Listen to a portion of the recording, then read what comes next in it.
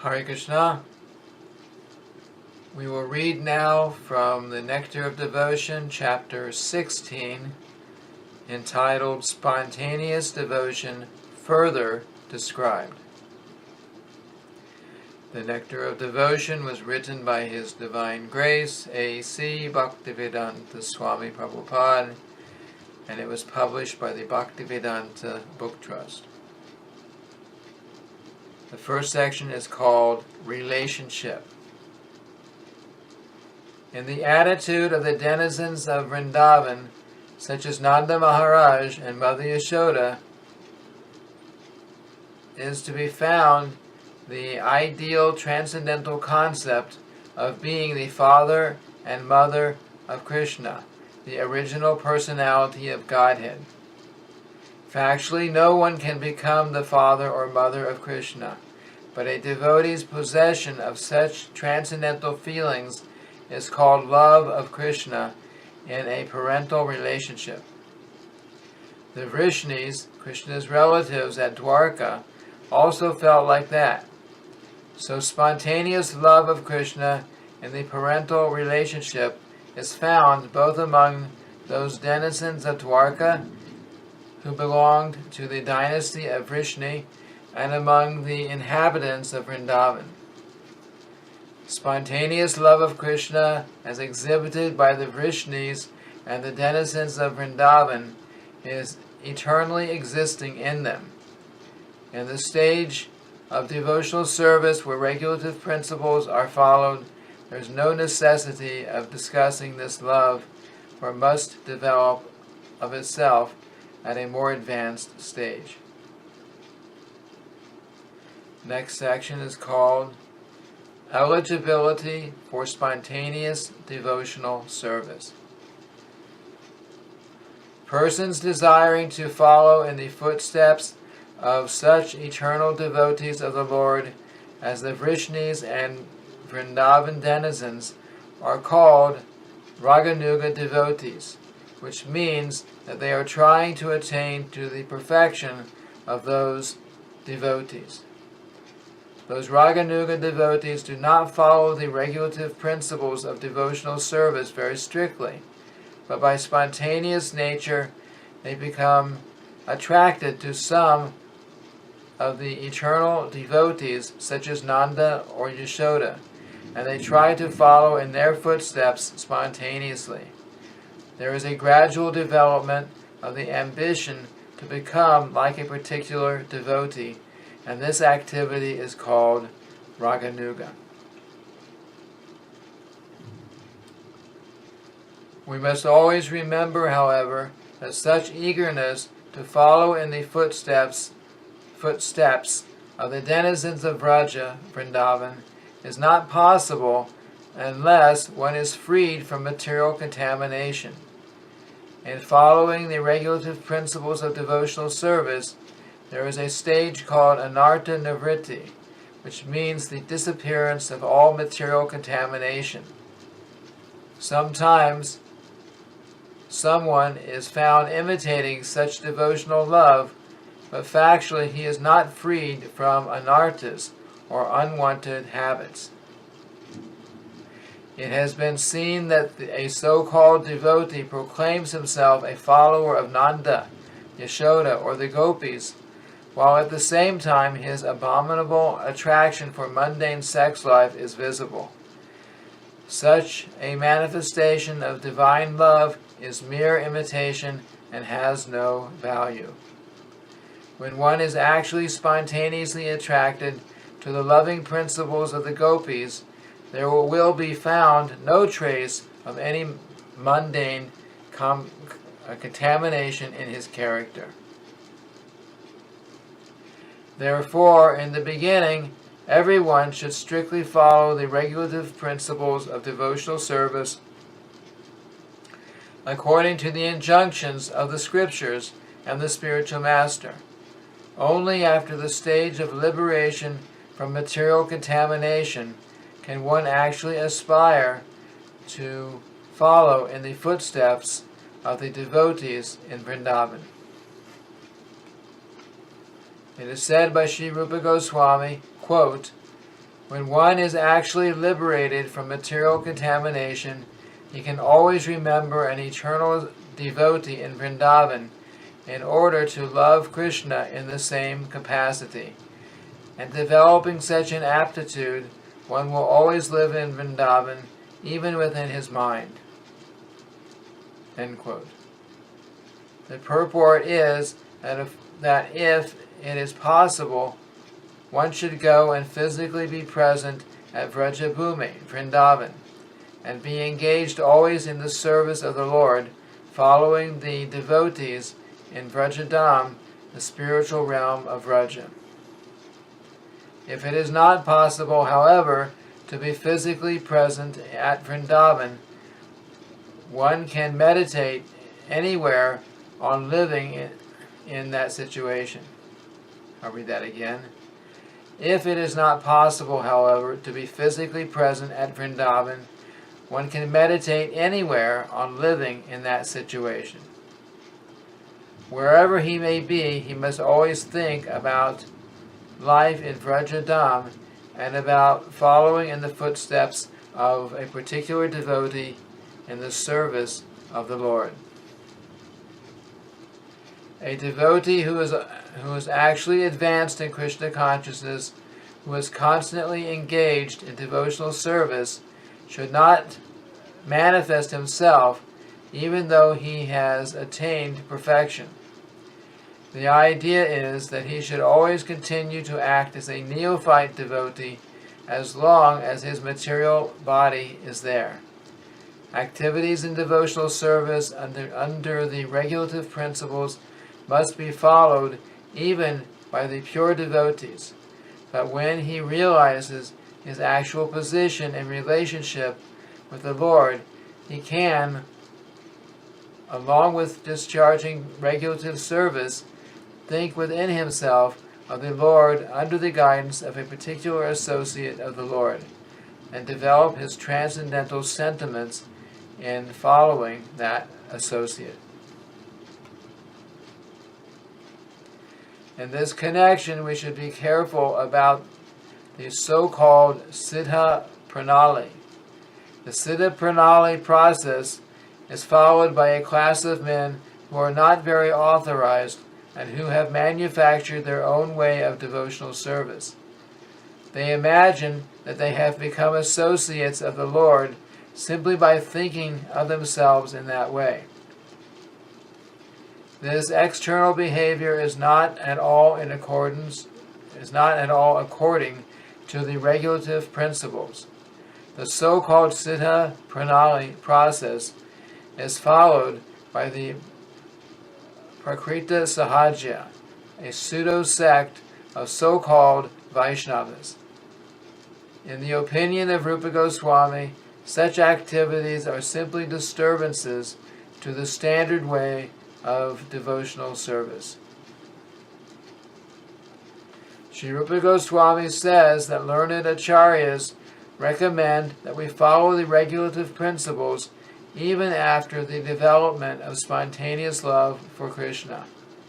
According to the regulative principles, there are 9 departmental activities, as described above, and one should specifically engage himself in the type of devotional service for which he has a natural aptitude. For example, one person may have a particular interest in hearing, another may have a particular interest in chanting, and another may have a particular interest in serving in the temple. So these, or any of the other 6 different types of devotional service, remembering, serving, praying, engaging in some particular service, being in a friendly relationship, or offering everything in one's possession, should be executed in full earnestness. In this way, everyone should act according to his particular taste. Next section, conjugal love. Devotional service following in the footsteps of the gopis of Vrindavan or the queens of Dwarka is called devotional service in conjugal love. This devotional service and conjugal love can be divided into two categories. One is indirect conjugal love, and the other direct. In both of these categories, one has to follow the particular gopi who is engaged in such service in Goloka Vrindavan. To be directly attached to the Supreme Personality of Godhead in conjugal love is technically called Keli. This Keli performance means to directly join with the Supreme Personality of Godhead. There are other devotees who do not wish direct contact with the Supreme Person, but who relish the conjugal love affairs of the Lord with the gopis. Such devotees enjoy simply by hearing the activities of the Lord with the gopis. This development of conjugal love can be possible only with those who are already engaged in following the regulative principles of devotional service, specifically in the worship of Radha and Krishna in the temple. Such devotees gradually develop a spontaneous love for the deity, and by hearing of the Lord's exchange of loving affairs with the gopis, they gradually become attracted to those pastimes. After this spontaneous attraction becomes highly developed, the devotee is placed in either of the above mentioned categories. This development of conjugal love for Krishna is not manifested in women only. The material body has nothing to do with spiritual loving affairs.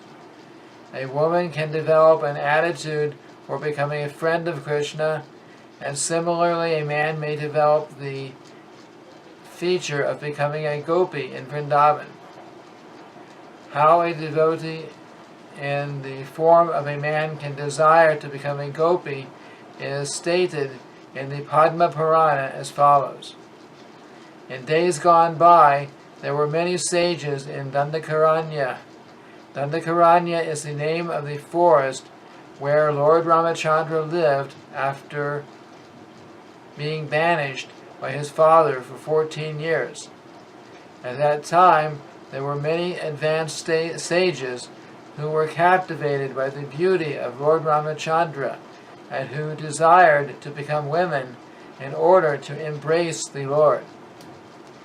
Later on, these sages appeared in Gokula Vrindavan, where Krishna advented himself there, and they were born as gopis or girlfriends of Krishna.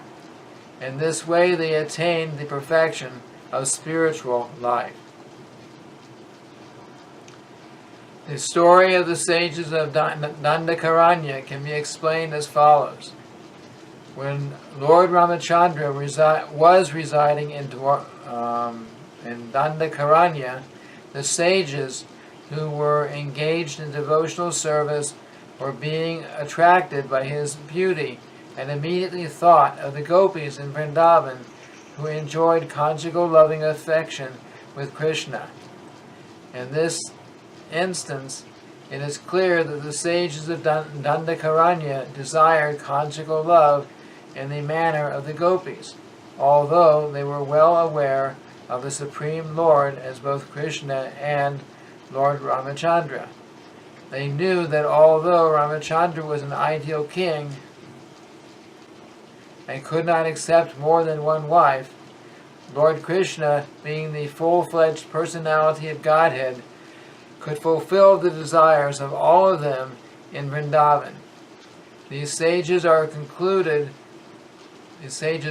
concluded that the form of Lord Krishna is more attractive than that of Lord Ramachandra, and so they prayed to become gopis in their future lives to be associated with Krishna. Lord Ramachandra remained silent, and his silence shows that he accepted the prayers of the sages. Thus they were blessed by Lord Ramachandra to have association with Lord Krishna in their future lives. As a result of this benediction, they all took birth as women in the wombs of gopis in Gokula. And, as they had desired in their previous lives, they enjoyed the company of Lord Krishna, who was present at that time in Gokula Vrindavan. The perfection of their human form of life was thus achieved by their generating a transcendental sentiment to share conjugal love with Lord Krishna.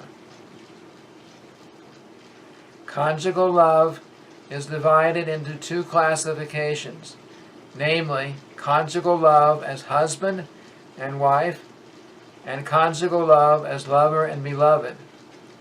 One who develops conjugal love for Krishna as a wife is promoted to Dwarka, whereas the devotee becomes the queen of the Lord, period. One who develops conjugal love for Krishna as a lover is promoted to Goloka and Vrindavan to associate with the gopis and enjoy loving affairs with Krishna there. We should note carefully, however, that this conjugal love for Krishna, either as gopi or as a queen, is not limited only to women. Even men can develop such sentiments, as was evidenced by the sages of Dandakaranya. If someone simply desires conjugal love but does not follow in the footsteps of the gopis, he is promoted to association with the Lord at Dwarka. In the Mahakurma Purana, it is stated, quote, "Great sages who were the sons of the fire gods rigidly followed the regulative principles in their desire to have conjugal love for Krishna. As such, in their next lives they were able to associate with the Lord, the origin of all creation, who is known as Vasudeva or Krishna, and all of them got him as their husband." End quote. Next section. Parenthood or friendship. Devotees who are attracted to Krishna as parents or as friends should follow in the footsteps of Nanda Maharaj or Subal, respectively. Nanda Maharaj is the foster father of Krishna, and out of all the friends of Krishna, Subal is the most intimate in Brajabhumi. In the development of becoming either the father or a friend of the Lord, there are two varieties. One method is that one may try to become the father of the Lord directly, and the other is that one may follow Nanda Maharaj and cherish the ideal of being Krishna's father. Out of these two, the attempt to directly become the father of Krishna is not recommended. Such a development can become polluted with Mayavad, impersonal philosophy.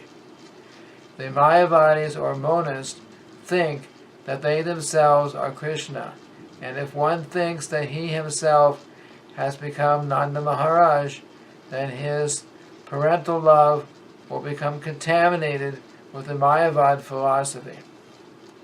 The Mayavad philosophical way of thinking is offensive, and no offender can enter into the kingdom of God to associate with Krishna. In the Skanda Purana, there is a story of an old man residing in Hastinapur, capital of the kingdom of the Pandus, who desired Krishna as his beloved son. The old man was instructed by Narada to follow in the footsteps of Nanda Maharaj, and thus he achieved success. There is a statement in the Naradiya Vyuha Stava prayers that persons who are always engaged in thinking of the Lord as their husband, friend, father, or well-wisher are always worshipable by everyone. This spontaneous love for Krishna can be developed only by the special mercy of Krishna or his pure devotee. This process of devotional service is sometimes called Pushti Marg. Pushti means nourishing, and Marg means path. Such development of sentiment nourishes devotional service to the highest standard. Thus it is called the path of nourishment or Pushti Marg. The Vallabha Sampradaya, which belongs to the Vishnu Swami sect of Vaishnava religion, worships Krishna in this Pushti Marg. Generally, devotees in Gujarat worship Balakrishna under the heading of Pushti Marg. And so this ends the reading of chapter 16 of Nectar of Devotion, entitled Spontaneous Devotion Further Described. Thank you very much, and Hare Krishna.